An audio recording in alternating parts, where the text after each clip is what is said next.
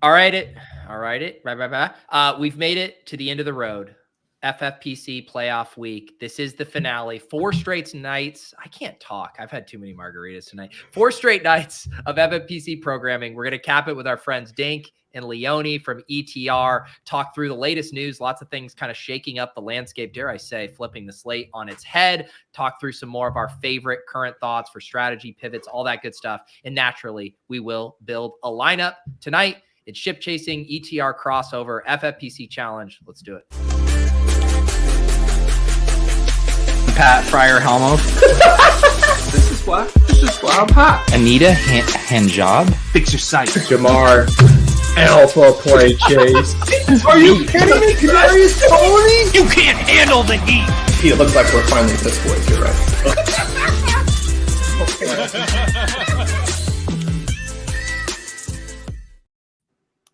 Aren't you supposed to be updating some NBA projections right now, Dink? Let me check my DMs. Let's see. Let's see. I usually get my notifications on if projections need updating via DM these days. RDX doesn't realize he actually works for each our backup plan on notifications. This is your annual appearance on Ship Chasing, right? Did you hop on in the summer at all or any of the other shows? Buddy, I have no idea. You'd remember if you did. I have no idea what shows I've been on, what shows I'm not. I don't even know why people still invite me to do football shows, but I keep showing up and I keep taking the checks. So, you're our coxswain, or as Leone typed it out in our private chat today, the coxswain. Leone,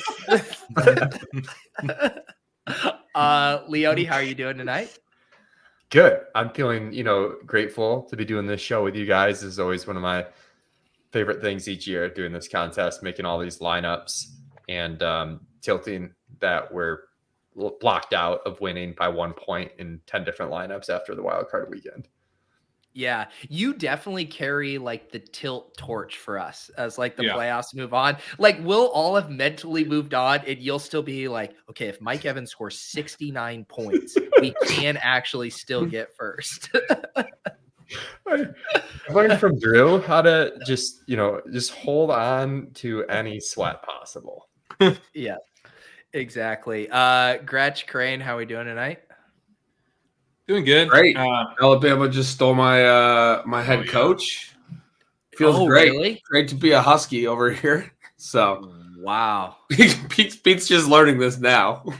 I mean, believe it or not, I don't have alerts turned on for Washington Huskies hot stove news. I was also a wild week. I was going to complain, but my complaint feels less valid now. I didn't leave enough time to eat dinner, so now I have to eat this lobster roll on stream. Jesus. Lifestyles of the rich and the famous. Eating go. Lobster rolls on stream. The rest of us are priced out of those. Probably cost $38. I paid $38. Gretch has me beat. One day I thought we might win a national title. I was at the game. Now we don't even have a head coach, and all of our players are either going pro or transferring away. It's been a great week. It's been a good week for Husky football. Yeah, you made it to the national championship game. I know. You got to go. I mean, that's pretty. It's pretty nuts. It is cool. Schools do that. I mean, you got to go watch a game. Leone has to go shovel his team's, field just so they can play this weekend. Leone, have you volunteered? You gonna be on the front lines? Liam's already shirking his duty. He's a draft dodger. No, it's 10 p.m. at night. You got to show up. Like, I'll be. Well, did you hear Liam's reasoning? He says the snow's an advantage, and so he actually refuses to participate because that would actually be helping out the Steelers. Well, that's farcical, Liam, because they want you to shovel the seats in the stadium so people can go. They don't actually want you to shovel the field. Liam would probably have a retort where it's like, no, the fans cheer louder if there's fucking icicles in their ass, and you need to leave them there. He wants to throw snowballs. That's what it is. He wants the throwing of the snowballs advantage. Oh, God. Exactly. I got yelled at for that last time. Yeah, it was so annoying, that Dolphins game. Well, if you guys don't have snowballs, you're just going to throw dildos. You guys are going to throw something. Something's one or the other. So, Leone, let me get your temperature as a very unbiased, logical, rational Bills fan. The narrative around is basically every team is live for an upset this weekend, except the Steelers. They're the one team that can't win. Do you want to mush your team by agreeing with that take? No, I think they're starting to also be in the live to lose. People are starting to get on this. The weather completely neutralizes, the quarterback advantage, blah, blah, blah. So I don't need to mush them. I think people think Pittsburgh's live because of the weather stuff. It is kind of a crazy combination of spread and total right now. It's like a 10-point spread on a 33 total. Have you got what kind of actual weather docs have you guys made to your projections? We've docked that game pretty good. The play count's down, and a lot of this is related to the total, right? So the total is super low. So generally that's more running plays to begin with and a lower play count. But we've also docked the pass rate, even more than we normally would on a total of this magnitude, and some of the efficiency in passing. We haven't gone full crazy, but it's docked pretty good to reflect, a 33.5 total. Dink, are you a weather bro this weekend? Are there any spots we're worried about? I'm excited that people are potentially going to dock the Kansas City Miami situation heavily. That's the one that I'm more excited by, because I think ultimately everything with Miami is just whether they hit big plays or not. And if they hit big plays, then they're gonna be useful in fantasy. And on the Chiefs side of things, they tend to throw the ball kind of regardless. So that's the one that's more interesting to me, that people are afraid of, that I'm less concerned about. The Buffalo one is more just it seems like it could be an absolute disaster, and Buffalo is tough to play from a DFS perspective in general, because we talked about this on Established a Million, but if you play Diggs, you can get Diggs right and still get buried, at the wide receiver position with the options that are there. So more interested in the KC Miami game from a weather perspective than Buffalo and Pitt. Wait until we show Drew this Tyreek Hill ownership projection in the FFPC contest. Well, that's why I wanted to get your guys' thoughts on where the field is going to go with that, because I was listening to Stealing Bananas, and Ben, you were kind of making the point that maybe people weren't going to be concerned about this enough because, it's kind of too easy to play Tyreek and a Chief.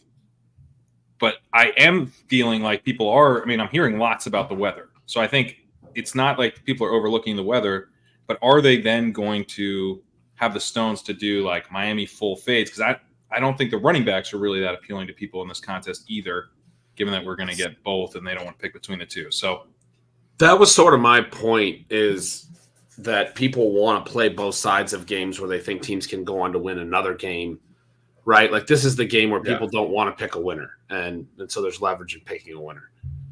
The games, it's the DFS versus FFPC is just so different, where everything Drew is saying is valid, but then in FFPC, there's a couple of teams that are such obvious fades. You make those obvious fades, you fade Pittsburgh, maybe you fade Green Bay, the two big dogs, and all of a sudden, are you playing Miami defense or kicker? And then there's the Cleveland-Houston game. So I do think Tyreek Hill is going to get owned quite a bit, just because, it's a different type of format, and people are just going to feel comfortable clicking that, no salary cap restrictions or anything. We had a bunch of kind of injury news things develop today. I would say nothing seismic, but certainly wrinkles to how we've been thinking about things. Let's start at... Felt a little seismic to me. Having to move all the numbers around. That's because when you make 1% shift to the ownership projections, it means you got to spend another 30 minutes reconciling it across everything else. That's exactly. For my sailing, it was all very minimal tweaks. Mark Andrews back at practice today. Because I do think it's interesting in that if Mark Andrews never got hurt and if he was playing at the clip that, we've seen peak Mark Andrews, he would have been probably pretty close to a challenger to Lamar Jackson for ownership in this contest, which is famously tight end premium on a slate where we're starved for really good tight end options. Now he is back practicing. I assume, are you guys projecting him to play at all this weekend, or how are you guys projecting him right now, Leone? We're projecting him out for the divisional round and back for the conference championship and Super Bowl. I know Silva thinks there's a pretty decent chance he's actually back for the divisional round. I really don't know. But that's the way we're projecting it right now. And so I assume, Pat, like no one's playing Mark Andrews, but the shifts are likely comes down. Does it make people more confident in Lamar and that he has another weapon? Like how do you think it shakes out? That's an interesting angle that people would actually feel more comfortable with Lamar. I hadn't adjusted Lamar's ownership, but maybe I should a little. But no, I don't think you can play Andrews because you cannot take a 0 in the divisional round, which is the most likely thing to happen. Like, this is a contest where we're going to be gutted because, like, our Buck got outscored by another Buck by 2.5 points. Yeah. And, like, then they lose, and we can't get those 2.5 points again. So much locks in this contest that small point differences can be huge swings. So risking a 0 is not really on the table, I think. But at the same point, I do think it matters because it makes likely, I think, a really bad play. Now you're risking a really low score in the Super Bowl. Yep. Gretch, any thoughts for you on what Andrew's back means for contest here? I think at FFPC we've talked a lot about how the tight end position is weak. So I think there are ways that he can get there based on the rest of the position failing. If the Browns lose and Njoku doesn't have a big game, if Kelsey isn't the guy for KC, I mean, it could be Pacheco, it could be Rashee Rice. Depends how many games they play. You might say if they lose to Miami in the first game, there's not really a clear third. We've talked about Goddard. We've talked a little bit about Kincaid. We've talked about some of the other guys, but there's not like a clear third option. And even if Andrews doesn't play in the second round, I mean, like in tight end premium, and if there's a situation where the other skill guys kind of spread out the stuff, even if they win, if they play 2 games and he only plays 1, I feel like he could still be optimal at tight end. I don't know if that seems crazy, but it would depend on the rest of the tight end position. I think he needs to go to the Super Bowl if he doesn't play the divisional round. Okay. But he could play the divisional round, Right.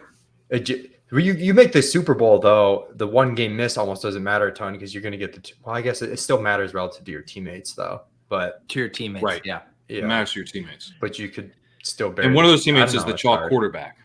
Right. So you're already a dog with Lamar. Like, if you show up with Andrews, plays the divisional, it's already like not the most comfortable thing to show up without Lamar because the NFC side, you're probably not playing Purdy or Dak. And even if you did, those aren't super great bets to outscore their teammates. So you're probably showing up like Andrews CMC versus Lamar CMC. Does that feel good? Well, it depends where your scoring's at that point. I mean, it's not sure. There's going to be an offset of some sort. And the thing is like, even with this, what are you going to have his ownership at, Pat? Like 1 to 2% max? Yeah. Yeah. So like, even if Mark Andrews is just way ahead of schedule and even puts up like a decent score in the divisional round, it's pretty unlikely that you're competing against Mark Andrews teams for the top score. It's more like, do you want to potentially gain that edge? But yeah, I agree. Sometimes if it's really risky, and we're going to run into the same thing with AJ Brown, where it's like, is it even worth? The question is really, do you want to try to be that team that shows up with Mark Andrews, and now you're live to jump to all these Lamar teams? But yeah, there's a lot. The hardest part of this every year, especially us making a lot of teams, is we can find like 20 different smart leverage spots, but it's like, ranking them and deciding which ones and how heavy to play the top ones versus spreading it out. And the Andrews one is probably, not in the top 10. No, it's not. Maybe in the top 20. He's not someone I particularly want to play. I was just saying, as I was thinking through it, that I could see the math being. And so I don't think it's a Super Bowl thing because I do think the Lamar element becomes pretty difficult. I mean, we've talked a lot about it. Lamar and Josh Allen are looking like they're going to be soaking up like 90% of the quarterback ownership, and almost rightfully so. So I'm basically thinking through a Bills beat the Ravens in the conference championship scenario where it is Allen. It's definitely not Lamar. And Gus and Zay and Odell spread stuff around enough, and you get Mark Andrews catching 6 or 8 passes. Even if he only plays one game, it's tight end premium. And there's no – also, then you also need no other tight end scoring a lot. I mean, it's possible to me in terms of trying to think through the way this works. And if I was going to build that, I'd build it as a single tight end. I would certainly not flex a tight end because you're using the constraints of the tight end position as part of the argument. But I don't even love it. to Leone's point, it's not one of the top 10 favorite types of those plays. That This reminds me, I was watching Leone's stream earlier today, and you were talking about how you can build out these brackets, but sometimes you can build out the brackets too hyper specific, where you actually, if you just tweak things slightly, would have an opportunity to have a couple different outs with certain matchups while still playing certain scenarios. And this is a very specific scenario, which could happen. But that's, I think, the problem with the Andrews play is it just relies on a lot of things falling in place. Well, Dink, how about LaPorta, who's a little different in that they're playing this weekend, back at practice, all indications point to him playing. I know you guys have him projected in now. Is he on the menu for you with Lions stuff? Are you going to play him in DFS this weekend too? I'm not. I mean, the last thing we saw towards the end of the regular season from Dan Campbell and the Lions is that they love deception, right? So I feel like this whole Sam LaPorta thing is built on deception. I can't imagine that he's going to play his normal role. My expectation is that he'll be in the goal line packages. Maybe he'll have 3 or 4 targets total in the game. They'll probably be end zone related targets. If I'm going to play that, maybe I'd play it on FanDuel from a DFS perspective. For these contests and whatnot, I think he's going to be really heavily limited. But Mike, Leone knows, I'm really biased towards guys, assuming that guys are hurt in any way, that the downside is really, really low. So I'm always the guy who any questionable tag game time decision, like Christian Kirk last week, I was I am fading Christian Kirk hard if he plays in this game from a DFS perspective. So my bias is towards these situations and kind of assuming that a hurt player is going to have a very limited role or high risk of re-injury. So I would not be super excited. I have LaPorta in, some of the gauntlet, some of the DK stuff I took last round LaPorta, maybe I get some points there, but in these contests where you need a lot of points in the first week, I'm not as excited to play him. The other thing with LaPorta is that I wrote about this today on Legendary Upside. I just kind of got a quick post out on some of my thoughts, but he's an interesting one to think through because you're yeah, okay, but if they win, then he's even more healthy the following week. But also now you're playing 2 games against Amon-Ra. And the bigger that sample gets, the more you want Amon-Ra. So it's a little. I don't really think he's a great option at all. Yeah, if anything, I would say it's more of the thing. Does Andrews back get you more excited about Lamar? I think in general, it makes me more excited about just the Lions being able to go a little bit further. But how you apply that to the playoff contest is still basically ARSB, maybe Gibbs, but right? That's to Dink's point. Dave Burkett tweeted out a video of them practicing, and he is in a full leg knee brace. Not they practiced in full, but he is not just out there jogging around, looking normal. He's still working back. If he was healthy, he would have been a fun. You're playing the Lions to lose, a 1-game play. But yes, exactly. Yeah, he's not healthy. He's not healthy.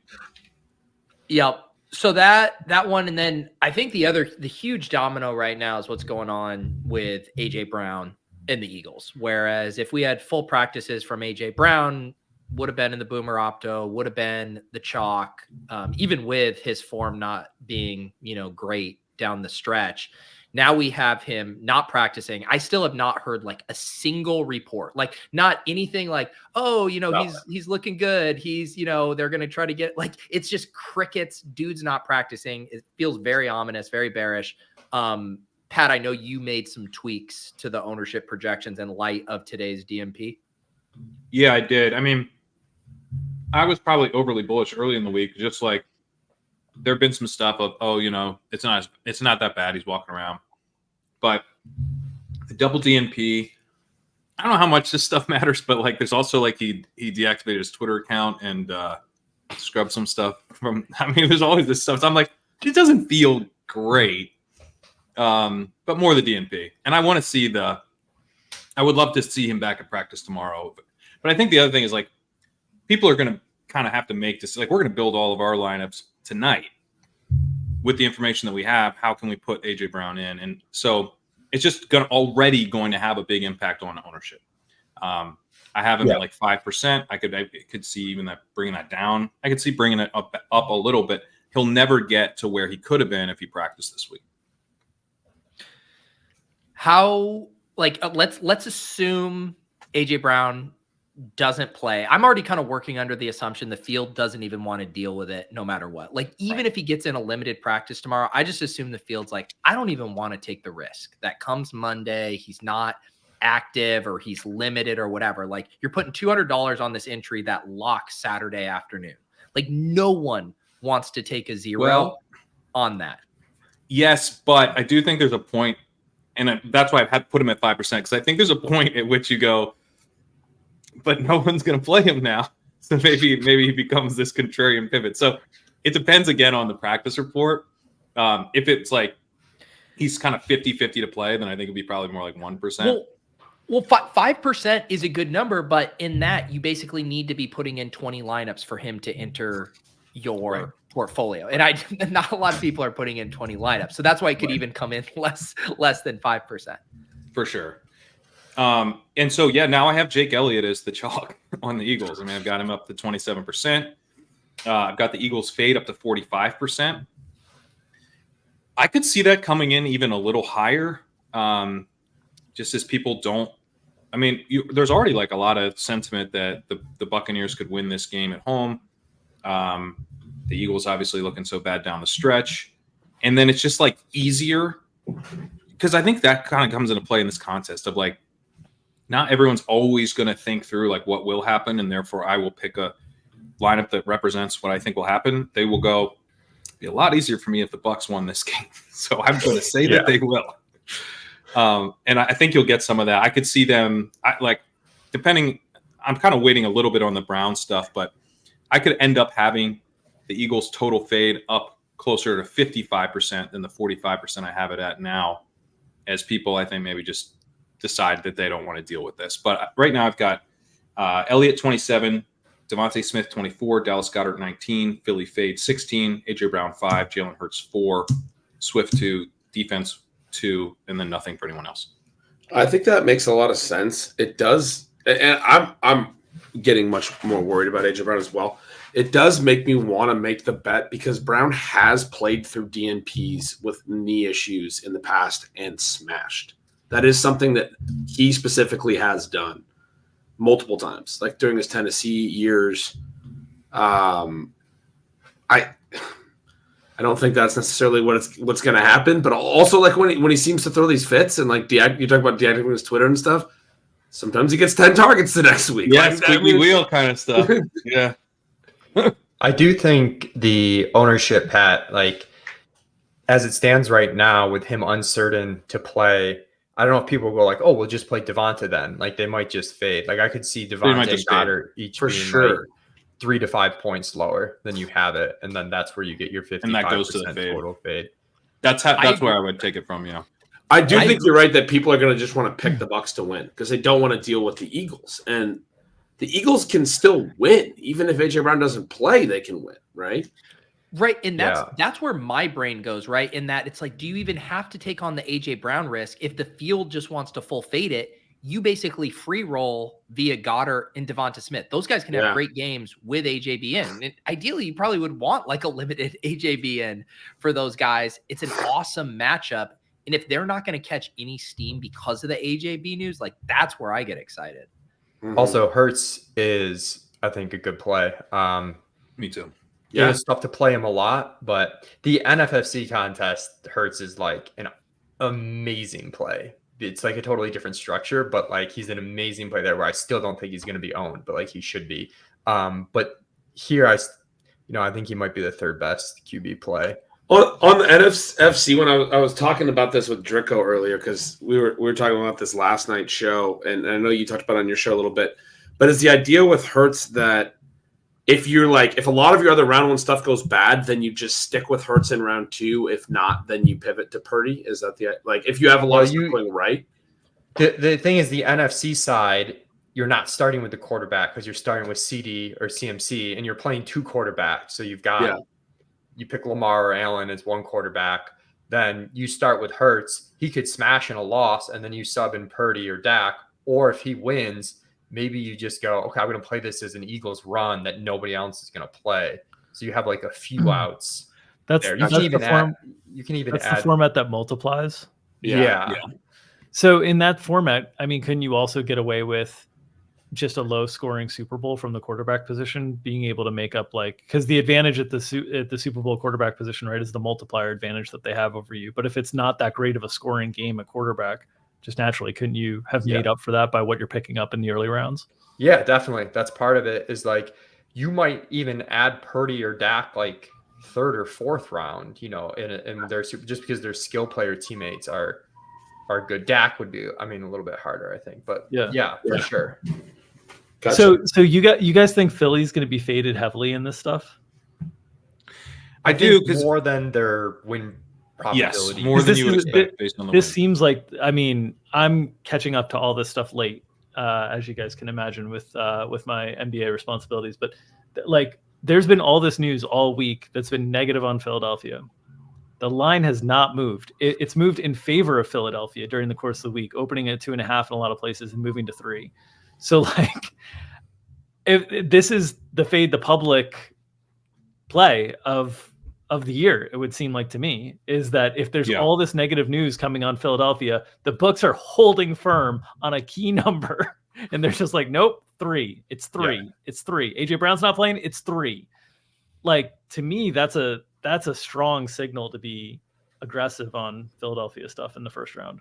I also feel like there's been all these teams except maybe Baltimore have had up and downs throughout the year, right? Buffalo has, KC has, and I don't know, some of these teams that were down on heading into the playoffs, we might be overly down on, just people were overly down on Buffalo, when it was 6-6. Philly could definitely make a run. The challenging part is I like Hurts, but you're not gonna play a ton of Hurts. And I guess it comes down to the Devonta Smith projected ownership, but you could kind of pencil in we're going to play Philly pass catcher here, and then we can decide late exactly what the split is. The thing is, Evans are Evans and Rachaad White going to catch a lot more ownership based on this?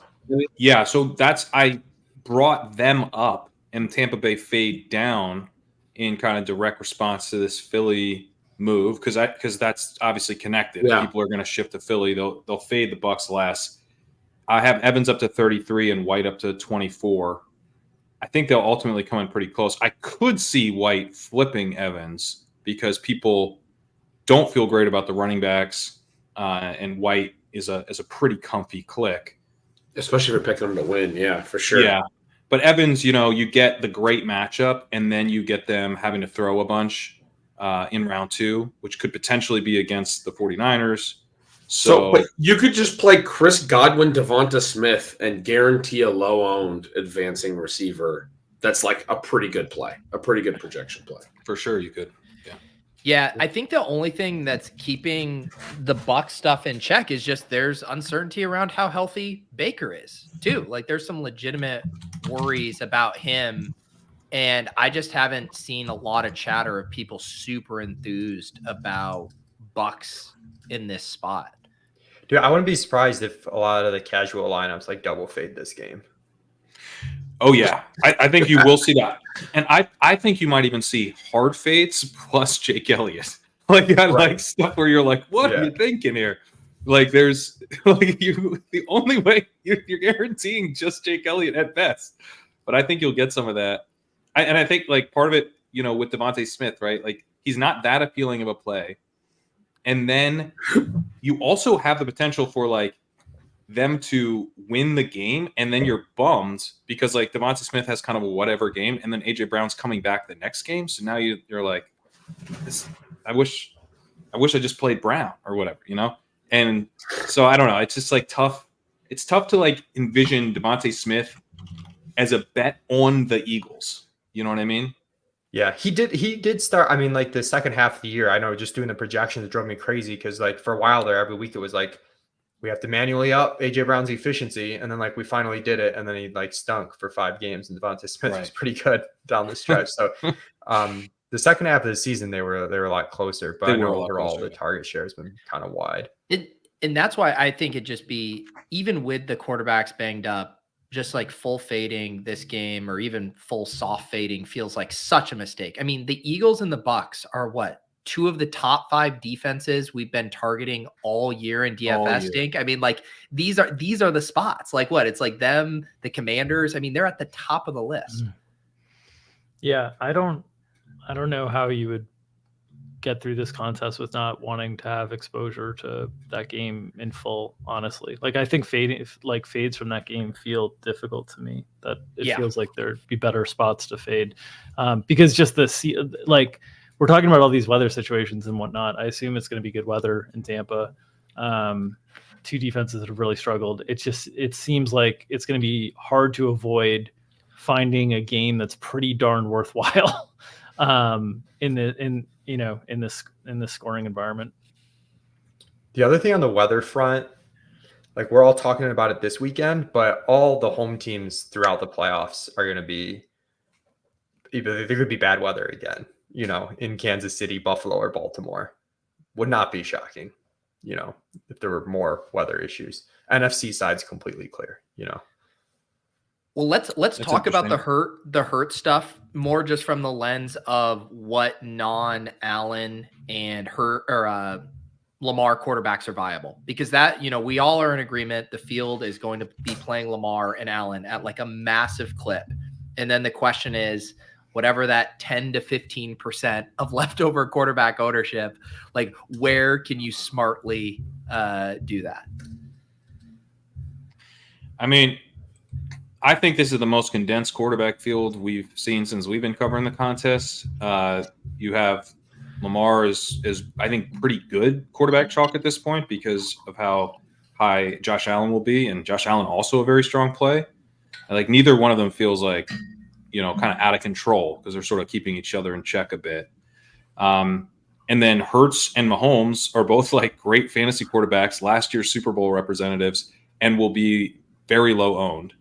So I think they're strong plays. And then you have Dak and Purdy, who are the 1 and 2 seed in the NFC, and are going to be even less owned, I think, than Mahomes and Hurts. So I think they're pretty viable, although, the whole teammate conversation comes into play there in a big way. But like, why get past that? Like if we're talking like a couple percent on Dak or Purdy, maybe 5%-ish on Mahomes and Hurts, like that's contrarian enough. I don't really see the point really of trying to play like a Stafford lineup or something like that.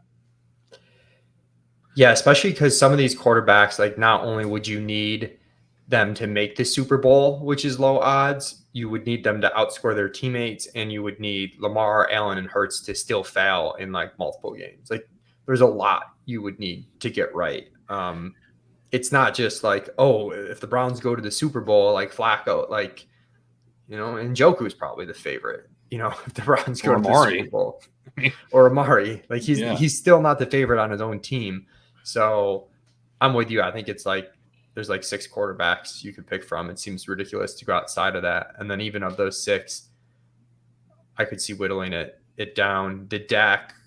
I think Dak's a little more appealing to me than Purdy, just because I think if you get Purdy, you're competing with like 3 teammates pretty hard.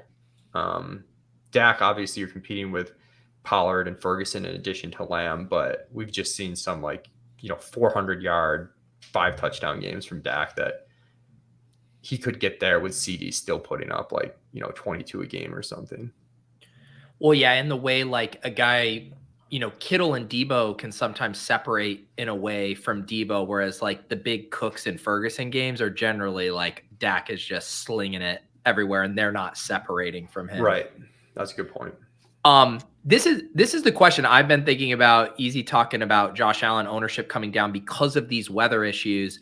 And I think it's a really interesting thing. We were talking about it with the Badge Bros earlier as it pertains to the underdog contest, where everyone who takes Josh Allen is, if they're doing it right, they're just taking one quarterback. But if this is some like weather apocalypse game and he scores 14 points here and none of these Josh Allen teams advance despite the Bills winning, you're like that's a really shitty spot to be in. But in this contest, aren't you just more concerned about one of his teammates not separating in a really big way in a one-game low scoring? Like if James Cook has 150 yards and 2 TDs and advances, then you start to get a little worried about having Josh Allen as your quarterback.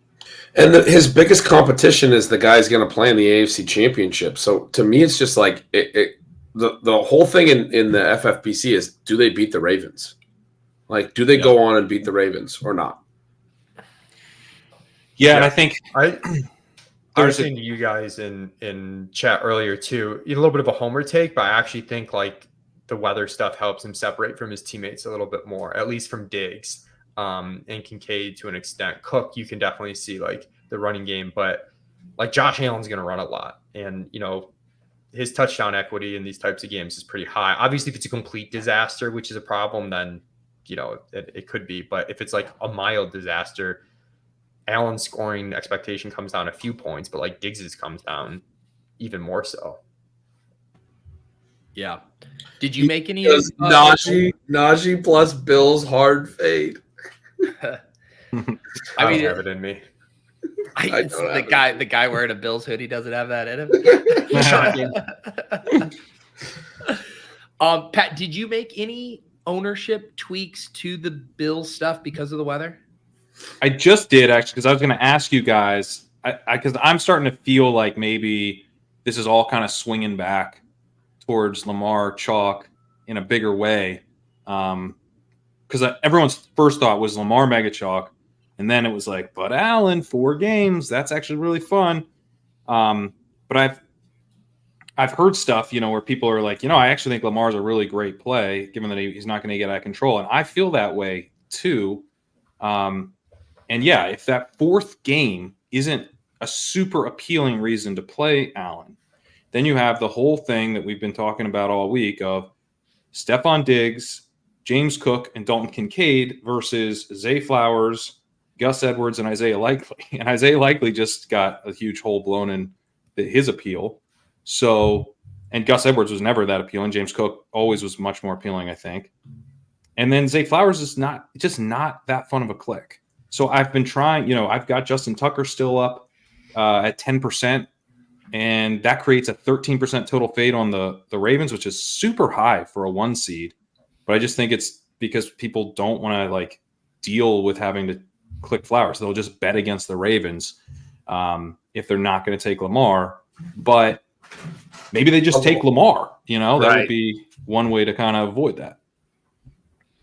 Maybe Lamar comes in super high. Yeah, I think it's gonna be polar. I think you're gonna see like it's gonna be like 50% Lamar, 25% DST, 25% Tucker. Like I think the skill position players are getting mega squeezed on the Ravens. But I don't think we can see a 50% fade of the 1 seed. I just don't think half the field can do that.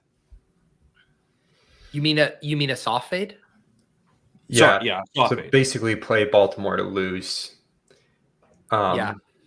I don't see how people, they're so good, and like you don't want to have to bet on them to, like Tucker is for as good as Tucker is. You don't want 2 games of them. You need the Browns to come in and beat them, and I don't think half the field. I agree with you, but if the market thought the Ravens were so good, Lamar would be 75% owned. I do think that's what I'm saying. Maybe I think Lamar probably goes up. I could see the soft fade on Baltimore surviving 2 games, obviously not into the Super Bowl. And if other people kind of think that, I could definitely see the soft fade higher than expected, which would make Zay Flowers like kind of interesting. But I think, Zay's going to be like 15%, and Andrews is going to catch at least like 5% just because he's practicing. And I think Gus. I don't think. How can you play Andrews? You're not getting the first game out of him. I don't think anyone's playing Andrews. You don't think anyone's Zay? You got Zay? No, I have him at 1. What's your Zay ownership at right 19. Well, I'm currently as we talk, I'm raising Lamar significantly, but I still have him at 19 with Lamar at 60 now. This is all just my backdoor plan, get you to raise Lamar. So I'm like, well, we got one more job. That is what's happening. So I'm just going to lower Lamar down to 58.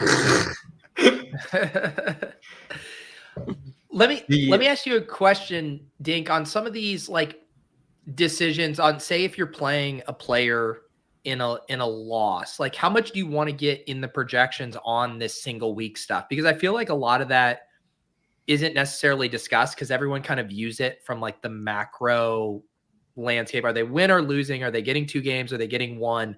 But I haven't heard a ton of talk of like, okay, how does Dallas Goedert actually project versus Devontae Smith if AJ Brown is out? Yeah. And I think what we've talked about a lot in the past in these shows is when you're playing those spots to lose that, players going to be, or from a team that is going to be chalky in terms of they're going to funnel ownership to a skill player in the first round, even though we're expecting them to lose, that's kind of the time that we start talking about the projections in week 1 and trying to understand kind of the differences in the ownership versus the differences in the projections that we're getting in those spots. And I think that's kind of the best use case for it. But I also think there's, like, as we were talking through the Baltimore stuff, the thing that's so fascinating about this contest is just constantly having to compare guys to their teammates. Yeah. And as you're talking through the Baltimore stuff, like, I'm thinking, man, ultimately, like, if your decision is Allen versus Lamar at a quarterback position, if you're doing like one lineup in this thing, because ultimately, like, you're playing one of those 2 teams to get to the Super Bowl. If you're playing the Allen side, like, where do you go on the Ravens side? And if most people are going to go to kicker or full fade, my first thought is like, man, defense is kind of interesting in that spot for the Ravens, because they could have a really strong game that they win against Cleveland where they shut them down, keep Cleveland kind of in check naturally. Their defense scores well. Maybe it's a Gus game that, is fine for 1 week, but doesn't really impact the position as a whole during the course of the contest. And then you get a second game against Josh Allen, who is probably good for a few points just with sacks and turnovers, even if they're able to get past the Ravens. And so, like, I think there's some weird iterations just on that team specifically, because they spread things out so much, and because it's so, like, the opportunity cost at the skill positions is so much higher than the opportunity cost of the defense, that the Ravens defense is like, I'm in a little bit of a mind meld here, but maybe interesting even if you're expecting them to win a game but not advance to the Super Bowl. Jacob Sanderson had called them out early in the week as his favorite play, and I think it's really intriguing because I do think Tucker is going to be, the way and most people play it, right? It's Tucker. Like, if you're like, I'm going to fade the Ravens, you're almost not even thinking that much further about it. You're like, I'll play Justin Tucker because that's a sweet way to take care of kicker. He was Does the weather narrative become so overwhelming that they start worrying about Justin Tucker in 2 hours? 2 weeks from now? I'm telling you, don't put anything past the weather bros for getting their panties in a bunch. That's fun. The FFPC DST scoring is really volatile too, where, like, if Baltimore played Cleveland in Baltimore, and they just dominated that game, like that score could be the highest DST score without, any points the next week. You get Flacco on the road in Baltimore. They're probably going to have a pretty good matchup no matter what, What do you think if we were taking out the teammates part of it and, like, the optimal lineup part about it, and, like, you just summed the defensive points at the end of the week, like, what are at the end of the contest, what are we projecting, like, the highest scoring defense for? And, like, how viable is it to score in one game? In FFPC, it's usually like, I remember last year it was like 14 or 13 because you don't get a lot of points against. It was Dolphins last year, and they did score a TD. So you get the takeaway in the TD, and you often get the 8-point play there, and then a couple other takeaways or one other takeaway and a few sacks. It's usually the low. It's just over 10. Between 10 and 15 is the high. From my recollection, the loud segment of it, Dink, is like after 13 points, nothing matters. Right. Like, it's wild. Yeah. Yeah, I don't know. Baltimore defense is kind of interesting to me on Josh Allen teams specifically, for sure. Yeah. But that's, I think, where you get to a really high. So now I've gotten it up to 15% since we started talking.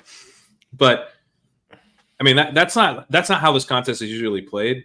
Usually people go with the 1 seeds and the teams that have a really high chance of making the Super Bowl.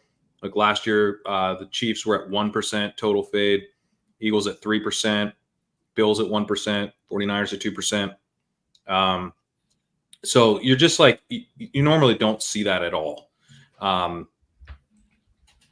think it'll be a little different this year just because of how you have to, just because the way the Ravens set up, as we've discussed. But like, how different is the question I'm wrestling with, because I don't think, like, if it starts to feel like, man, I really just don't want to play any other Ravens other than Lamar, rather than all the field kind of flocking to defense and kicker, I think we'll just see Lamar come in higher than we're thinking.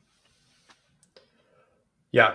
I mean, the DST play is definitely interesting as Dink talks it through too. Like, if you think, again, in an Allen lineup, you're playing Bills to go to the Super Bowl. If you think they can get there in 2 games, then you sort of maybe play both sides too, of like Houston, Cleveland, and you free roll the upset of 1 game of Baltimore, in addition to that.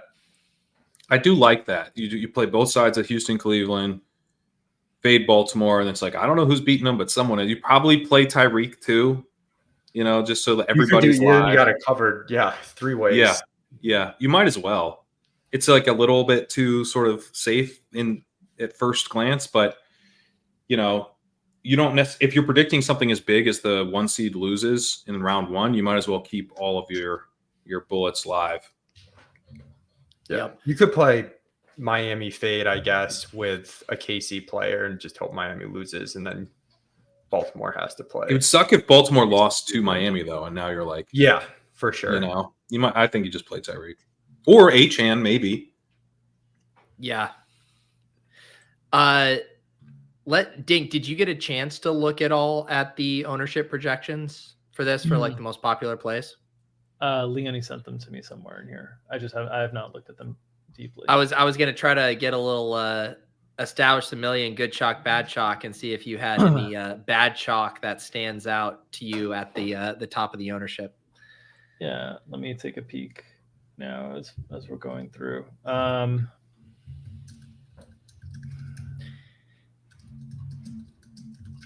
So it's this contest is just like constantly putting my brain in a pretzel with like the teammates thing. I would say, like, so if we're just going by team in terms of like just scrolling through each team. Yeah. Right off the bat, like the if this LaPorta stuff holds, obviously I'm not like, it's not chalk, but like I guess at the tight end spot, that one's confusing me a little bit. Is it just Kelsey? Is like everybody just gonna play Kelsey? Njoku. I think Njoku. This is what we're wrestling with. Yeah. Okay. My take last night was there's so much anti-Kelsey sentiment and so much positive Pacheco sentiment that Pacheco could flip Kelsey and Njoku could become the chalk tight end. There's also a lot of positive Brown sentiment, right? There, like, or maybe I'm just consuming too much legendary upside content. I don't know. But I mean, there's a lot of positive Brown sentiment on being able to upset Houston, or not upset Houston, but move on past Houston and then give Baltimore a really good game. So that makes sense to me that Njoku would be well above Kelsey. I don't have it like that. Be above, but I have Njoku 29, Cooper 34. Pete got me to flip that last night, and I flipped it back today. But partly because who's in your ear that has more weight than my thoughts, Pat? Honestly, the Brown stuff is what triggered it, because that creates more Goddard, and that allows you to come off. Because I think if you're just deciding between, even in tight end premium, Cooper lit up this Texans defense in Week 16. Like, I don't think that's lost on people. They want to try to recapture that spike week, So if you don't need to cover the position, then I think you just pick Cooper more often than not as a flex, and Goddard helps fill some of those tight end percentage points. And then, I have Kelsey 35 or 45%, because I mean, it's Travis Kelsey in tight end premium. I think I'm counting on the boomers to come through for me here and just plug And in. that's Kelsey where I in think the you're tight end wrong. premium I think format. a boomer looks Okay. at the 2v2 and they fucking love the Njoku Pacheco side. I mean, Njoku's I been think a they're tight going end to be premium closer monster. than you have it. I think Kelsey. I I- don't think Kelsey had, but I'd probably have it closer. My immediate in looking at this is I want to put Njoku, even if it's a flex, over Cooper in every lineup that I do. That's where I All personally. right, maybe I just I have love this. But I had I like that take. And like, if people are going to click Cooper more in, like playing Kelsey and Njoku in some lineups is interesting. That's what I was saying. I Absolutely. think on Wednesday, and I've been making lineups, and I just made one. Leone that literally does that. I made 2 lineups, and one of them has that. I want to put Njoku in I put him in both of these lineups. Like, he was so consistent for the last 5 or 6 weeks that he played. Amari had one explosion game, one other solid game, and then go look at his game log. The rest of it is not that impressive. And Njoku's been very About the consistent. franchise record, and it's nothing. I do think the just the total frequency of 2 tight end lineups is going to be at all-time lows. Just even having two tight ends in your lineup will probably already send you on a pretty unique path. I agree. Yeah, and I have it projected like that. It's much lower than usual. But there's an interesting discussion there because I think you can do it with Kelsey and Njoku because I think those are the 2 premium tight end plays. I think any other tight end play loses some luster if you play them in a more than one tight end. Because part of what you're doing is you're saying if Kelsey and Njoku both fail, they're just the best tight end that fills that one tight end spot. Like, I don't think it makes a lot of sense to be flexing Dalton Kincaid or potentially even Goddard. I think you want those guys, the math and the constraint of needing a tight end to help Goddard. I think Goddard, you got to start directly comparing to teammates then at that point. And I could see Goddard, like if AJ Brown's out and Devonta Smith has a bad game. Yeah. Well, that's why I like Goddard. Schultz so much because I don't think it's that crazy for him to separate from his teammates. Yeah. I like the Houston guys. I mean, we talk about playing both sides of Philly, Tampa Bay, but both sides of Cleveland, Houston. It's not just teammates. It's if he loses, he has to be one of the top 2 scoring skill position players of all the 6 teams that lose. Or if they win, then he has to separate over multiple games. Those are the only 2 options. He can't separate in one game without also beating skill guys on other. He has to be like Tyreek Hill, right? It's not separating from 6 teams. It's separating from the other teams that are like losers. hard and soft faded. Yeah. Yeah, there's 6 losers on opening weekend. 2 skill guys from those are required. He has to be one of the top 2. So he has to beat Tyreek Hill. He has to beat, some of those guys as well. Unless Miami defense scores a touchdown, or Yeah. That's where it gets all tricky though, is because then defense and kicker come into play. So I adjusted the ownership projections on these tight ends. I want to see what you guys think. Glad I got back in your ear. Can you share my screen, Pete? Yeah. As you're pulling this up, I did just check. So in the underdog pick'em, both Njoku and Kelsey set at 5.5 receptions for their line. Kelsey's at 57.5 receiving yards, and Njoku's at 54.5. Basically identical. I don't like fading CD too much, but I do like the Ferguson play a little bit, making sure you have a Rams skill player and kind of hoping you get a loss in Ferguson. You mean beats Packers? CD. A Or Packers Packers. skill player? Yeah, sorry, Packers skill player. Yeah. Which isn't going to be owned much, Well, would that be a single tight end, or do you like that in That'd flex be too? single tight end. That'd I be would single want that. tight I'm with you in general, Gresh. I don't want a lot of 2 tight ends. I do think there's some routes where it's interesting just because the field's not going to do it at all. But yeah. Ferguson for me would be A single. if you want him to compete with CD, that's why. That's why I wanted to ask that question because I feel like he's a great example of one where I would want him to be a single too. That's a great example of that. So, Gretch, your thought process on the single tight end is basically you're hoping that the tight end position is just not is a fade of the tight end position generally. So Goddard, Schultz, Ferguson, these guys are single tight end only type builds. Or the ones that perform over multiple games have other teammates really crushing at other positions, right? So Kelsey could still be good over multiple games, but Pacheco really runs hot, and you need him as a running back. And so the math works essentially that they're the only legit like one and done tight end. Like if they put up a 15, 20 point game as a one and done, the math might work out where like they make sense as the single tight end and there's no other tight end that fits in. And like six sense. for 60 is getting you to 15, which is kind of crazy. But like you're live with a 6 for 60 on a loser. So here's this new run here of the tight end stuff or the Cleveland KC stuff. Kelsey's still ahead, but just by 2%. What do you guys think of this? Njoku 35, Cooper 28. Pacheco now becomes the chalk play on the two teams at 44. Yeah, I think this looks good to me. Yeah. Mm-hmm.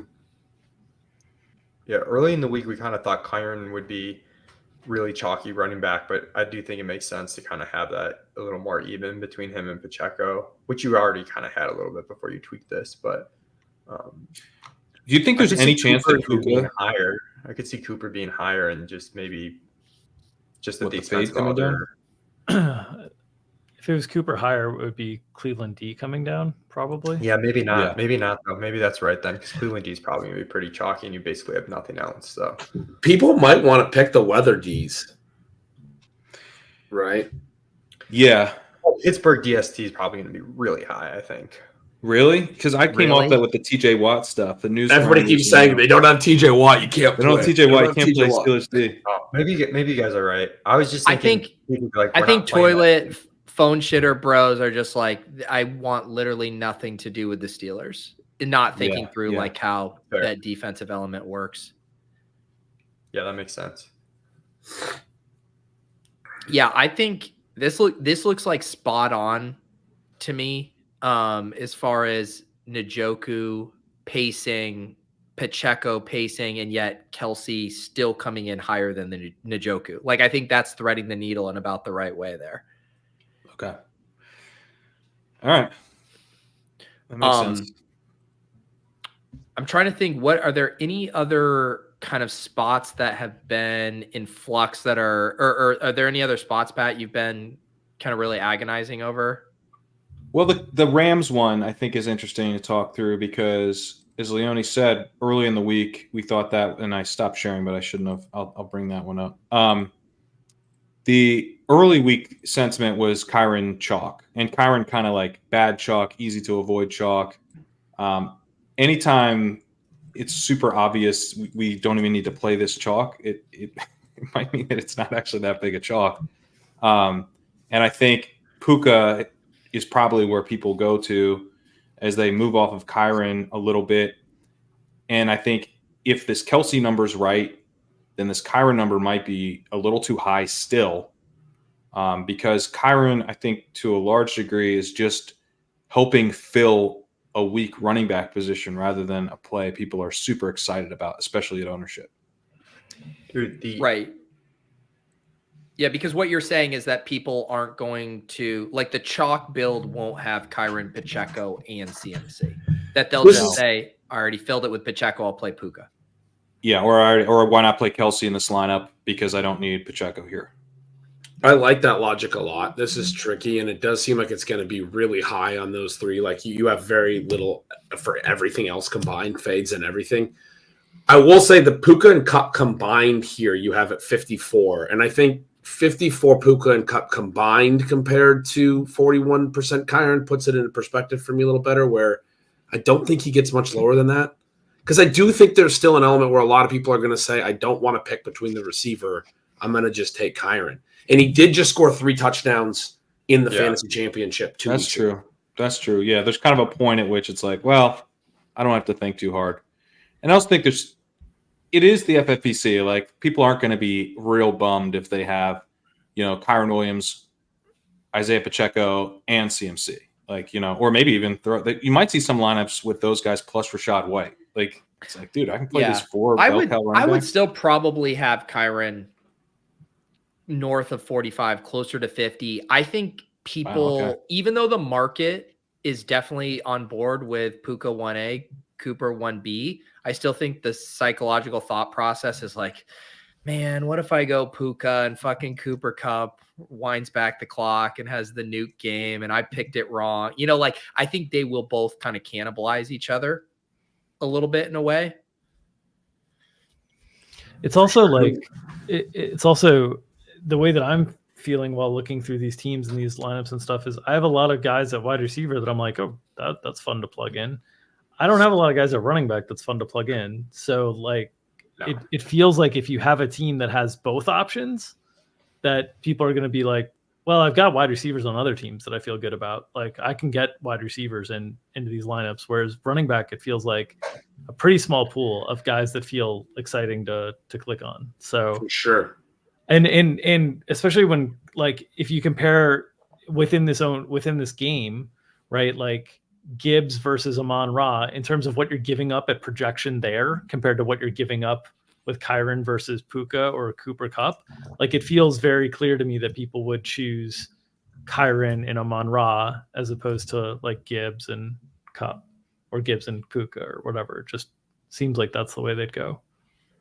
What do you? I agree. What I'm wondering is maybe if they go Amon-Ra and Puka and play CMC Pacheco.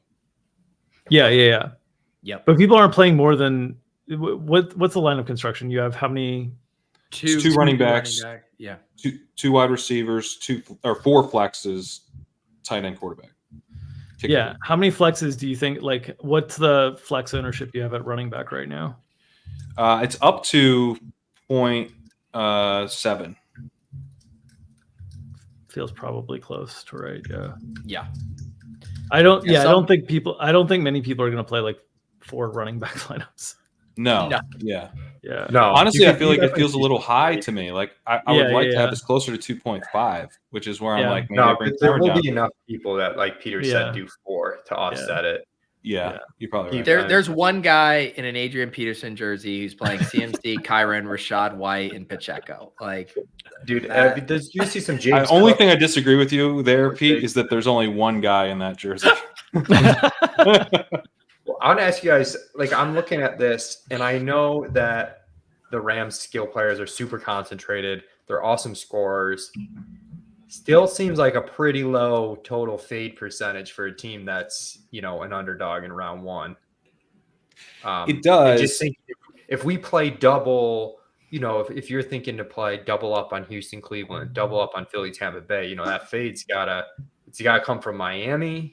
It's maybe got to come from the Rams. It's got to come. Yeah, it's not saying the Rams players are all going to suck. It's saying they lose, and one of them isn't one of the top 2 scorers of the losers. Right? We've talked about this in past years, but like we ended up going to DK Metcalf was our big example last year, where nobody wanted to play the Seahawks because they were very likely to lose. I think they had the Niners right in the first game.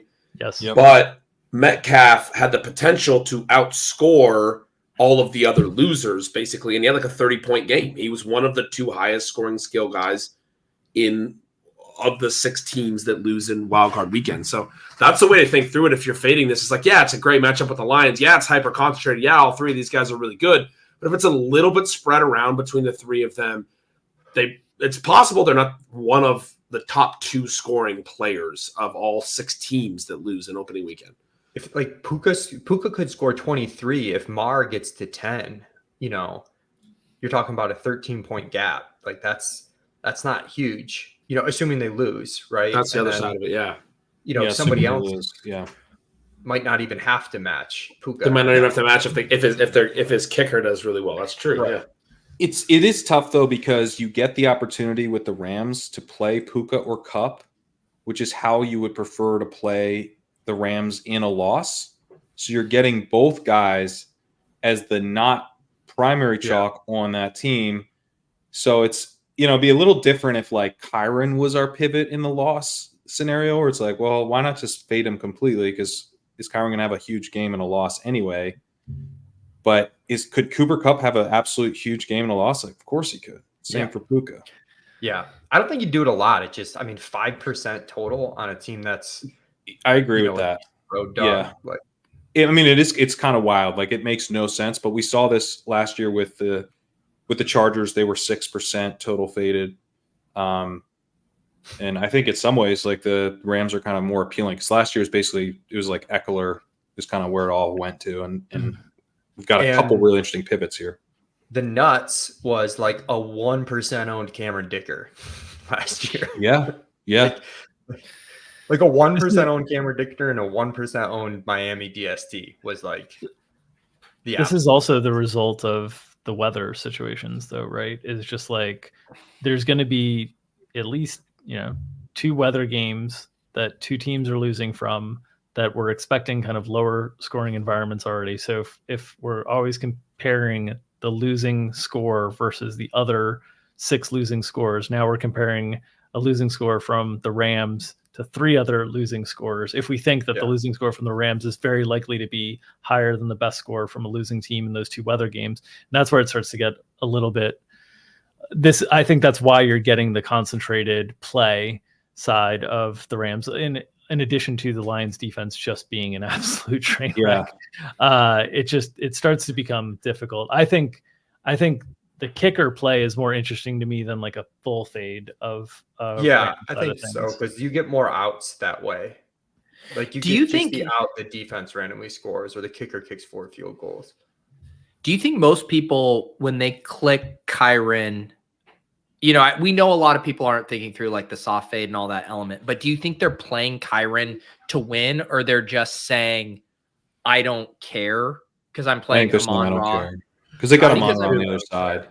Because I'm just wondering, are you thinking I'm curious, Leone, from a projection standpoint, if you could do a projection for the Rams versus the 49ers in the divisional round, like how do you think you would have that? Like, would Kyren still out project the receivers? I mean, our full postseason projections, we have Kyren behind the wide receivers. Is that baking in anything specific to the 49ers? It's baking in their likely spread on, future games. It's not like hyper specific to the defense that they're facing, but it's kind of a guess at what their team total and their spread, would be in these games. I'm just in my brain, I'm like, if I'm playing the Rams to upset and then go to the 49ers, like I want a wide receiver there. Because the wide receivers can get there in a win and will be that's why game script versus the Niners. Kyren's almost the perfect running back to play in a loss, and I think that's almost what people are saying, because he gets so much green zone work, and he could score 2 touchdowns in a loss. Like he could score their only 2 TDs. He could be the only guy who scores for them, and they lose 30-17. They can all score in any environment. I mean, they're so concentrated, and they use those 3 guys. I think win-loss.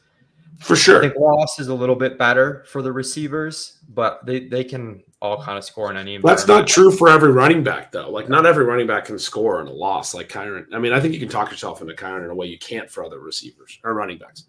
The flip from Kyren, Amon-Ra to Cup Gibbs, though, is like pretty sick ownership, leverage-wise. You're definitely going to see some projected points on the Detroit side because, Amon-Ra is going to out-project Gibbs by a few points, but it's not like an insane amount of points that you're giving up. Yeah. And again, like the reason this is so tough, like it's reflected even in the Underdog Weekly markets, Amon-Ra goes 2, Kyren goes 3, Cooper Kupp goes 5, and Kupp goes 7. Like they're all right there. Like everyone is bullish on all of these guys, and that order is reflected even in Pat's ownership. Well, sorry, so this is the battle royale stuff. The weekly, for just the wild card weekend. Amon-Ra 2, Kyren 3, Puka 5, Cooper 7. Amari and Tyreek are sandwiched in between the Rams. Got it. One other spot that I think is interesting. So I actually lowered, Pete, your last argument of the fact that you want the Rams in that round 2. I think people will think through that. If you attack the Lions through the air, and then I'm going to San Francisco, I'd rather have a wide receiver. So I think I raised Kyren up 1% from where I had him at the start of the night, but basically where I had him. Love it when I can get you to redo all your projections for 1% of my takes. Yeah.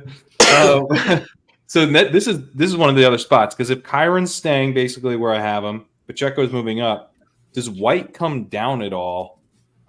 He's one of those other fairly comfy clicks, other than CMC being the ultimate comfy click. But for running back 2, White's very much in the mix, but Evans gives you that spike week potential in a good matchup. He's the one I was thinking of as the counter to the point I was trying to make about Kyron, where people feel comfortable with the Rams still scoring and Kyron still getting goal line work and potentially still scoring 1 to 2 touchdowns, even in a loss. I feel like White is the opposite of that, where I think people think the Eagles there's risk or fear that the Eagles can just win and potentially win big and win with ball control, and Tampa's offense just doesn't do anything. Like you're like, they were horrible, even though Philly's defense is bad. I don't know. I mean, that's just sort of like the sentiment that I get. I don't know that that's actually valid. Yeah, White's a pass catching running back at least, you know. Yeah, I will. Obviously, this is full point PPR, but just to give you, like, Evans is going 7 spots ahead of Rashad this week, and Kyren, Pacheco, and Gibbs are all going ahead of him too. Like, and obviously full point, half point. That's big for Gibbs is Rashad's definitely game. interesting. Yeah. But I just, like, I've been saying it, like, the market sentiment on Rashad White is never high. Like, no one is ever super excited to click him. Yeah, I mean, I think him and Evans honestly like aren't that crazy different of plays. I think Rashad White's a great play, but I just don't think the field is even as excited. Yeah, he might be a good running back pivot, you know, to get off those other guys. Someone here mentioned Godwin too. Godwin 2% just seems Godwin. That's wrong. Yeah, that's actually wrong. I need to get that up. I brought that up earlier, and I was just going to ask that again, Leone. You like that too? I mean, if he came on really strong at the end of the season. Yeah. Levitan tweeted about how since his wife complained on social media, you know, he's been getting hit with all the targets. And there you go. I didn't know that analysis. By the way, I feel like while we're here and we're just watching Crane change the projected ownership, there's like a Steve Kornacki bit here where we could be like, let's go to Crane live in Philadelphia. What are the latest polls saying? We got to get him one of those boards. And this means we're taking 2 percentage points off Kaimi Fairbairn in Houston. What do you think? Dude, we got to find it in the ship chasing budget to get you one of these boards. You too, man. Speaking of which, shout out to the new YouTube members tonight. On screen right now, we do have Pat's ownership projections. If you guys are legendary upside subscribers, you get access to those. If you guys are in the ship chasing Discord, it is pinned in that channel. You get access to that Discord by becoming a YouTube member, and then you can just sync your Discord account and YouTube member. There's instructions on how to do that in the FAQ of the Deposit Kingdom Discord, which there's a link in the show notes. Yeah. So did you just bring Godwin up, Pat, or are you doing that now? I brought Godwin up to 6%. I took Mike Evans. He was up here at 36%. Brought him down. Now he's down at 32%. Now, what I was thinking about is maybe actually taking him up slightly higher to 33%. Now, what that would do is it would allow us to take Rashad White down to 20%. Becomes a very interesting pivot play at that price. Back to you, Pete. Yeah, thank you, Pat. Appreciate that. Nice to have our finger on the pulse here with our FFPC ownership correspondent, Pat Kornacki. Dude got a lobster roll in him and is just vibing tonight. Is that a kombucha you were drinking too, Pat? It was, yeah. God, and then again, you're it's so fucking cliche. San Diego lobster full roll San Diego, man. God. One NFL season of the guys like just full San Diego on air at the end of the season. Just a caricature. Next thing you know, we're gonna learn this guy has a Tesla or something.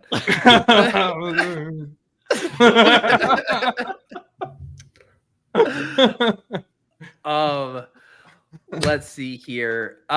What other games have we not discussed a ton here? I'm trying to think. What have we missed? We haven't talked about Miami. Dallas Green Bay. Oh, yeah. Yes. One of the chats was talking a little bit about Green Bay. Yeah. Let's talk Green Bay.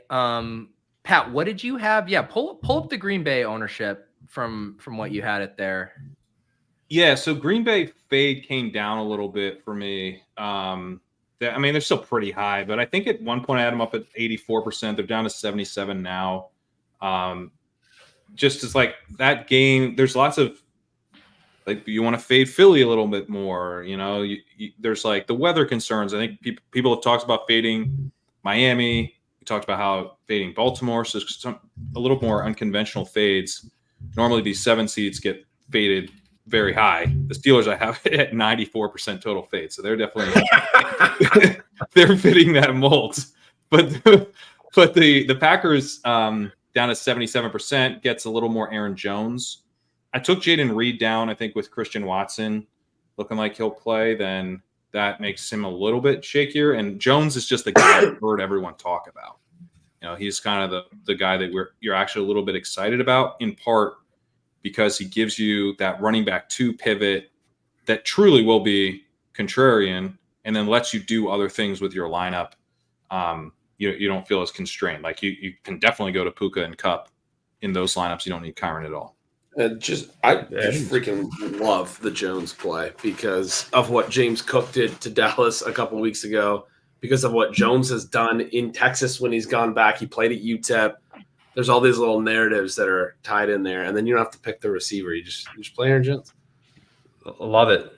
I mean, 12% is low for the running back situation on this slate, and most likely no AJ Dillon. That's the other thing. No AJ Dillon. So I wonder if maybe it's more like 15-7 or something between Jones and Reed. What do you guys think about that? I could see that. I still think Jones would be a good play, but I could definitely see. It depends how many people play running back and flex, though. Like, I don't think your White stuff's off. I don't really think your Pacheco Kyron's off. Like, we could still average 3 running backs per team. I don't think would be absolutely shocking. It wouldn't be. I think the general way people think it through, though, is Dallas smash. And even if I want to play it as like a shootout, then I'd rather play Jaden Reed. You know, because then Jaden Reed can get there in victories. He can get there in losses. And when you look at, you know, the Aaron Jones box score, he did have the 5 receptions. Was it last week? But previous to that, like, he hasn't been getting a ton of work in the passing game, and he's just been like getting so many carries right now. I just wonder if people get spooked. Like, Dallas is up 2 touchdowns. How fed is Aaron Jones getting? Got 20 carries in 3 straight games. It's kind of sick, but yeah, those are all. I like Aaron Jones. I'm just saying, like, how I'm putting myself in for sure perspective of how people think about it. I brought Jones down 2% since Pete started talking. I love that. It really is I'm like the canary in the coal mine of the squares. I love it. It's around the horn at this point. And when Pete talks, we just see Jones drop. Jaden Reed's a great play too. I think, Pete, you're the one who said on the first show that I was on this week, so I guess Wednesday, that this is a game that Green Bay is going to be faded way too high. I mean, the 64% is the thing to highlight. Like, that's too high for a dome game with a high total where we're expecting points. Like, Green Bay's offense can be efficient. This feels like one of those really great, like the Metcalf from last year we're talking about, one of those really great opportunities to potentially get one of the high skill position scores in a loss. Yeah, it's scary, right? Because we've talked endlessly about how you want your 2 hard fades like need to be from teams that lose, and then your 2 soft fades, you really want those to be from teams that lose, and then you take the Packers off the board because you're probably in most of these lineups that you play Aaron Jones or Jaden Reed, you're probably also playing CeeDee Lamb. You're not just betting on the Packers to win the game. You're just betting on it to be a shootout. So now that means I need to go predict another game correctly, which is tough, you know, and that's how I think people will ultimately probably just pick the Packers to lose because it makes their lives so much easier. But I do agree that playing this game as a shootout and then doing the difficult work of predicting the bracket is going to give you an edge. It'll give you a big edge if you get it right. Yeah, I could see that. A lot of people put Aaron Jones in, and then as they fill out the rest of their lineup, they circle back and check Aaron Jones. Then take out Aaron Jones. Yeah, this is going to be an Aaron Jones lineup is the first thing you say, and by the end you go, it works a lot better if I take out Aaron Jones. Miami Aaron Jones. I don't know. Fun fact, Aaron Jones has played the Cowboys 3 times in his career. He's rushed for 100 yards and at least 1 TD in all 3, 6 total touchdowns, at least 130 total yards in every one of those games. Just saying.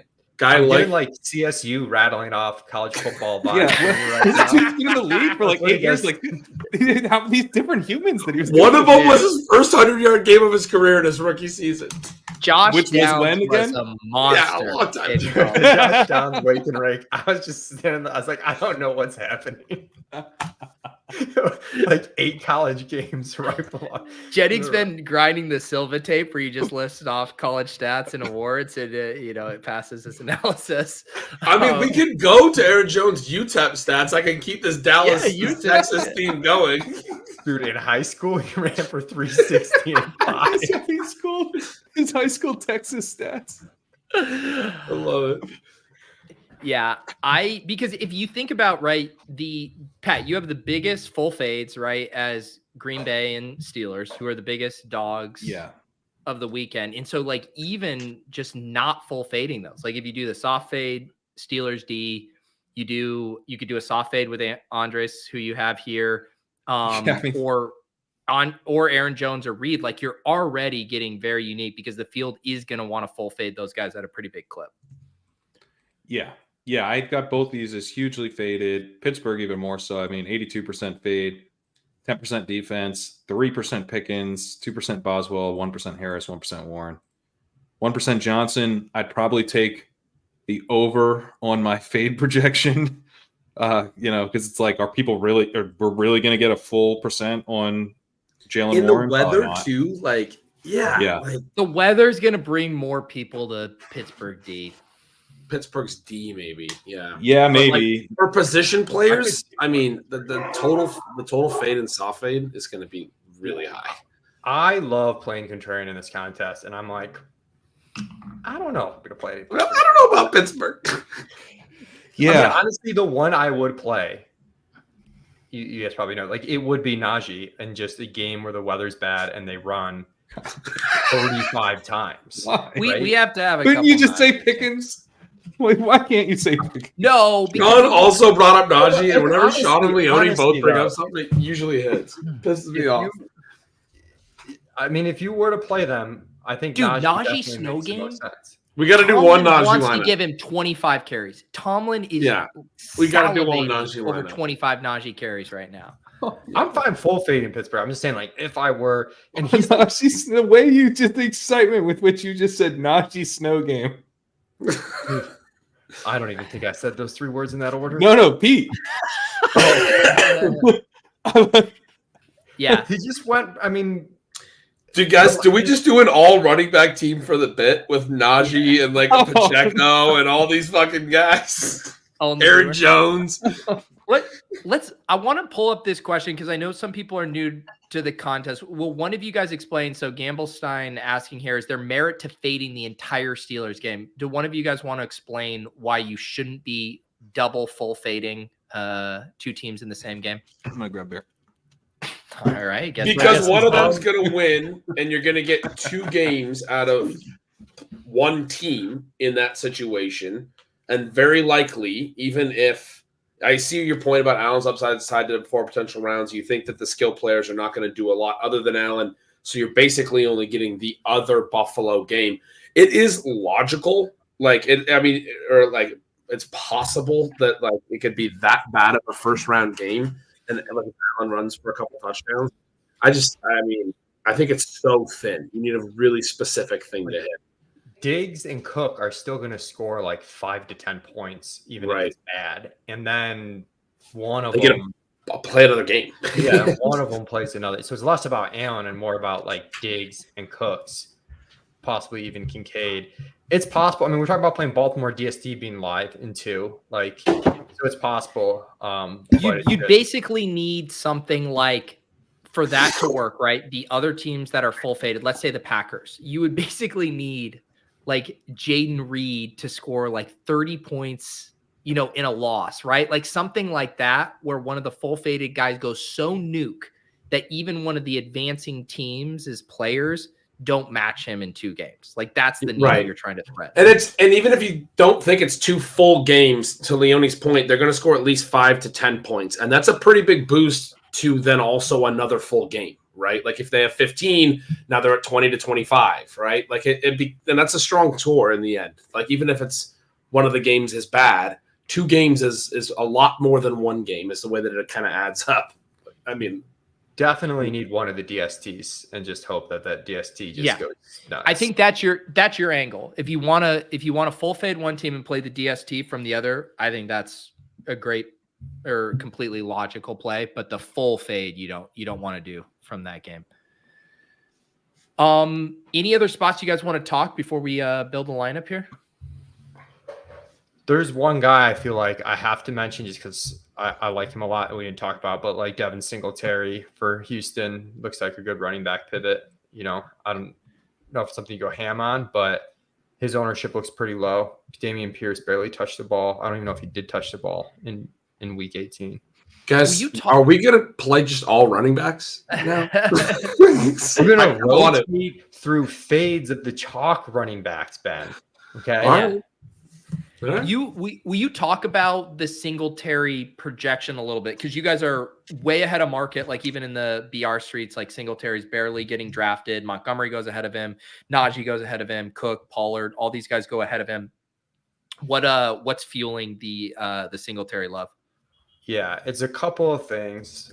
First of all, he's been really good. Like he's been super solid. And just the way Cleveland plays defense, even though their defense is great overall, sometimes they're sort of convincing you to run when you shouldn't, and like it ends up being like a decent yards per carry thing where they're not like totally shutting down the run game of the opposing team. But Who was he drafted by again? Remember when we faded him that year that he went on the run and then he had like really good one? You really wanted us to play him? Huh? Didn't you really want us to play him as well? I wanted us to not play him at all. Oh yeah. And isn't it crazy how every year his like the arc of his season is the same trajectory where the team's like, we like Singletary, and then it's like, we don't. And then it's like, fuck, we got to go back to Singletary. But he played 88% of the snaps in the week 18 must-win game. Dameon Pierce did not log an offensive snap. So you just give a running back all the snaps. And the other thing about this game, it's a 2-point spread, right? Like, people are really high in Cleveland, but it's a 2-point spread. So it's hard to just be like, oh, they're going to get crushed. Like game script concern. Yeah, it could go bad in a loss, but if they win and you get him to 2 games and he's pure workhorse running back, that's pretty good. I actually love this play because they'll probably try to attack through Singletary. Like they've been a pretty conservative offense actually in a lot of their games this season. Cleveland's a run funnel.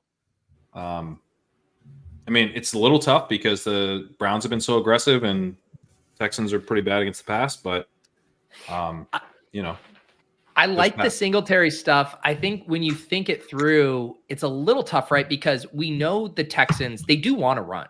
Like they absolutely want to run when they can, but that's also a little game script dependent.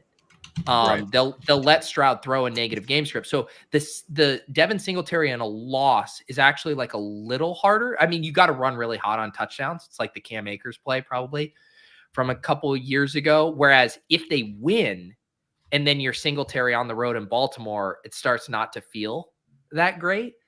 That's the kind of the tough needle you're threading there. I think you could see Nico like just tanking in that game.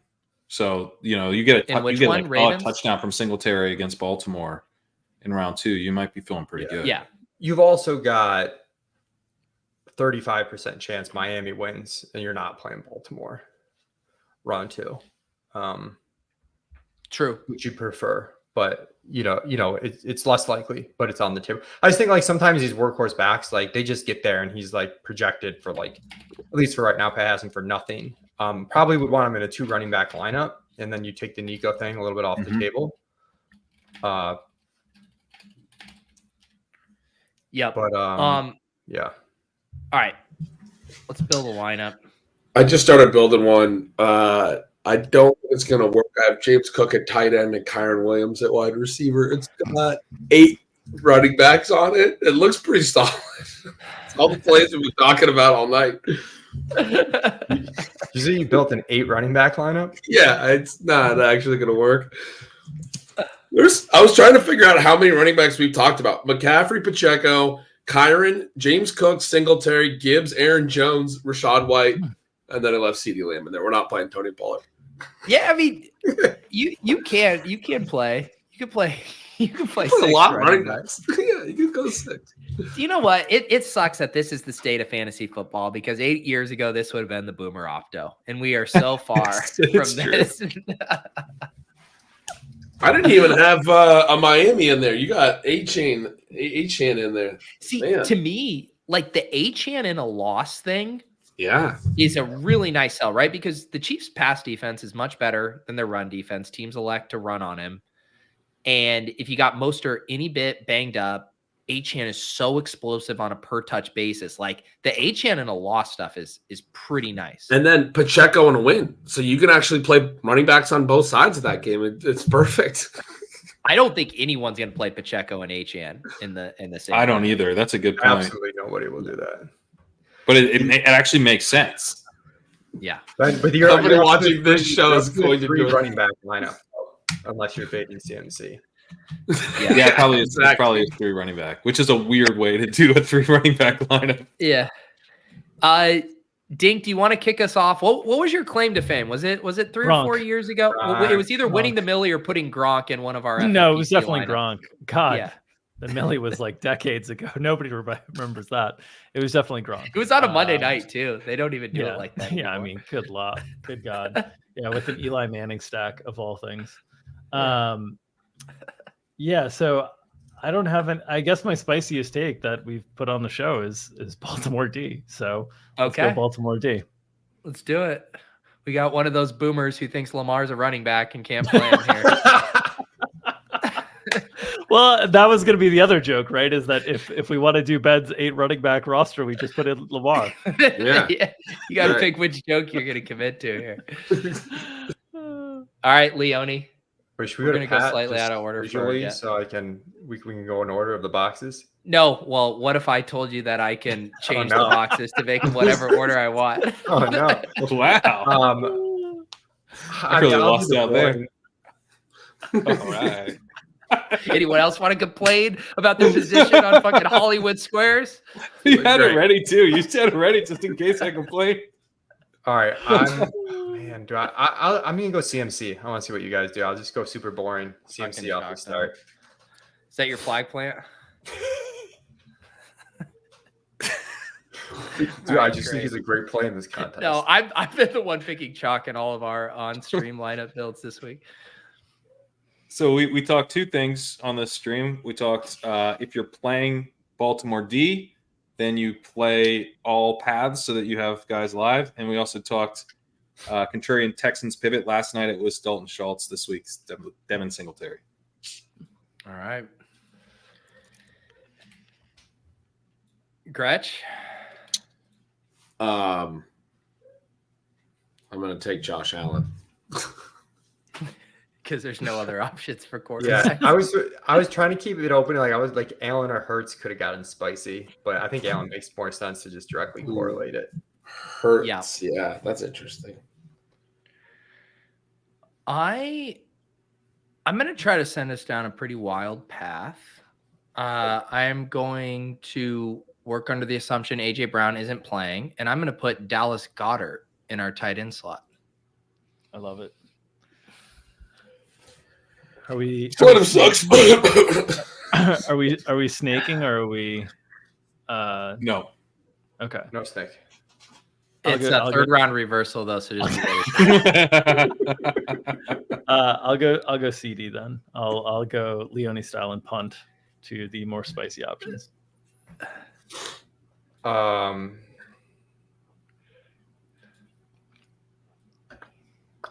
Cooper Cup.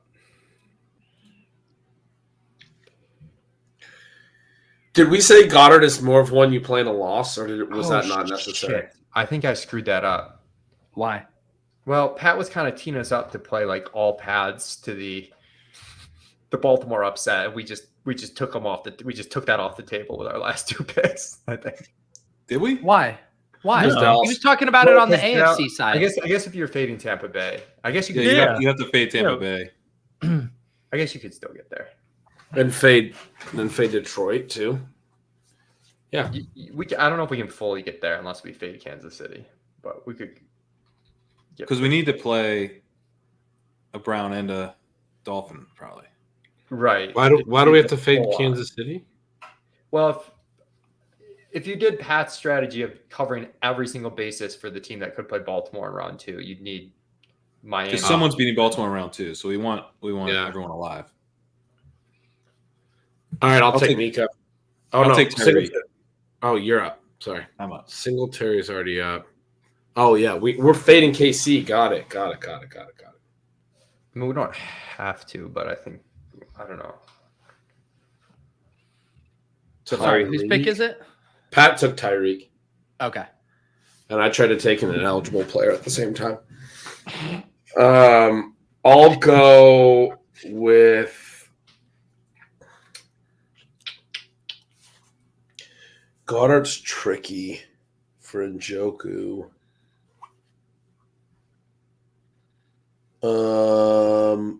Wait, we don't want to play a Steeler though. No. Are we? Is that all paths? The Tucker. Steelers. Steelers are excluded. No, from Steelers all are not. paths. Steelers are losing. I mean, we have Allen, so we can't. Yeah. Oh right, we have Allen exactly. Yeah. We, It's like, yeah, we got the Ravens loss right. So the Browns are the last one we need to get in. Is there another game we haven't done anything from yet? No, just the Browns. And we What don't are the have, other two flexes? we don't have Detroit yet. We don't Right have the now we Bucks. We have- don't have Detroit. We don't have Packers. The Lions, Detroit Bucks, Lions, Packers. 3 flex and a place kicker. Chiefs. and yeah. I think Chiefs. you definitely want to play the Browns. Texan. We have a Texan. We have Or a sorry, Texan. sorry. I mean the Browns. Yeah. You I think definitely- it's Amari because I think when you play Goddard, he to me strikes me as a one tight end guy. So I'll say Amari, even though. Kyle, like 10 seconds before you said Amari, said longest Amari Cooper pick ever.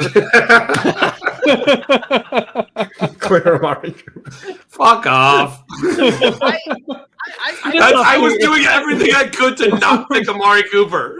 It's been a tough week I- for Ben. It's you been a could tough dive week. into Everybody calm down. Everybody calm down. It's been a tough week for Ben.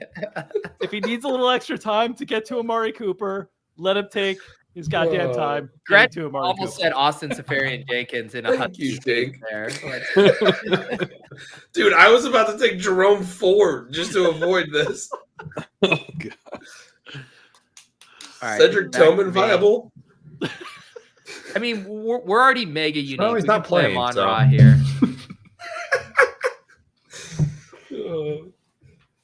All right, it's back to Dink. I played Ramon Ra. All right. So Okay, we have so Tampa Bay, KC, Pittsburgh. KC we're fading, Pittsburgh we're fading. So it's Tampa Bay and Green We Bay. could fade right? Tampa Bay, too. Tampa Bay and Green Bay. You can fade Tampa Bay. You could fade Green Bay too. You don't have to Yeah. fade KC You necessarily. could play Okay. Case. I think we could play Okay. KC. Okay. Yeah, you could play Rice or Pacheco.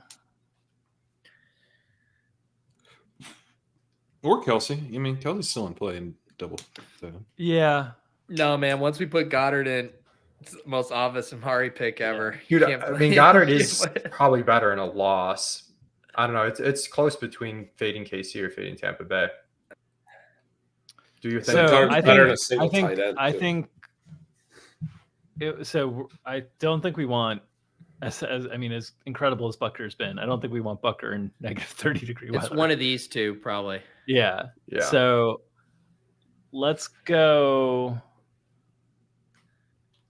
McLaughlin. I'll go McLaughlin. Cool. There you go. So you're leaving me. The fun We're spicy going to be choice. fading Green Bay for sure. Yeah. Yeah. So I'll go Rishi Rice. All right. Nice. Let me just scroll and scroll and scroll.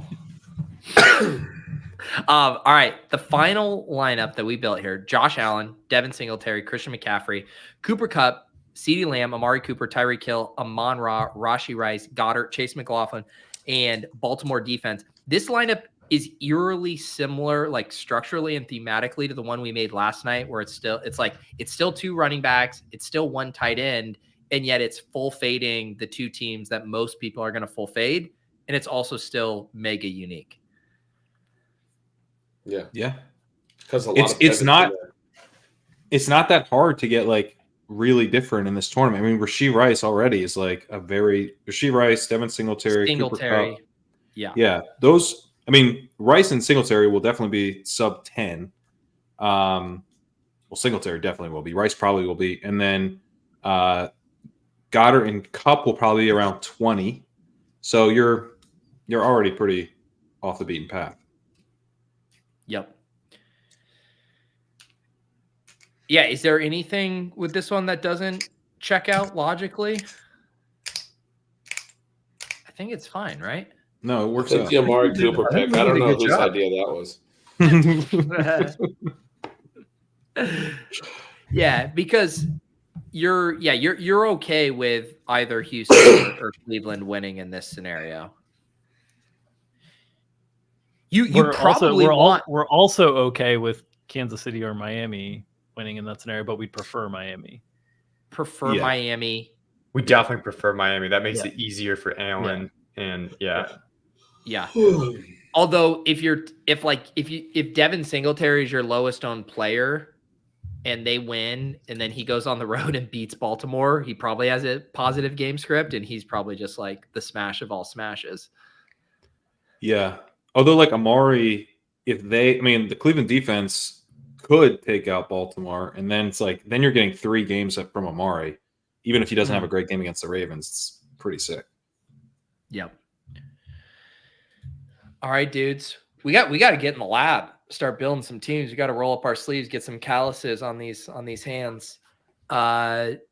Dink and Leone, you guys already got your established $1 million out for wild card weekend. Leone also did a podcast earlier today covering both this contest and NFFC strategy. Anything else you guys are working on right now? Dink's grinding the NBA streets. Yeah, just making sure there's no changes for this 10 o'clock game, so we can keep the Twitter streets clean tonight. Yeah, it's been tough out there. It always is, man. It always is. Are you on team? You would like the sites to fully eliminate late swap? Fully eliminate late swap. I've probably dug in my heels too much on that over the last 10 years to say to flip sides and say yes, I'd like it eliminated. I've been I think Aguiar blocked me on all social media platforms because of my arguing for late swap back in the day. So are you still blocked? I'm pretty confident I'm still blocked by Aguiar. Shout out to Aguiar, who got my deposit limits raised last week. By the way. So I think what they're doing now with the eliminating the late games and testing smaller slate sizes, I think is like a good middle ground for the casual consumer. And I think just NBA DFS needs more people who want to play it, who want to be able to play it casually, which is a challenge with the way that the NBA is structured. I never got it. I forget, maybe, I don't know, 4 or 5 years ago. I was like, I'll try this out. And then that was one of the reasons I was like, I'm not going to do this. Yeah.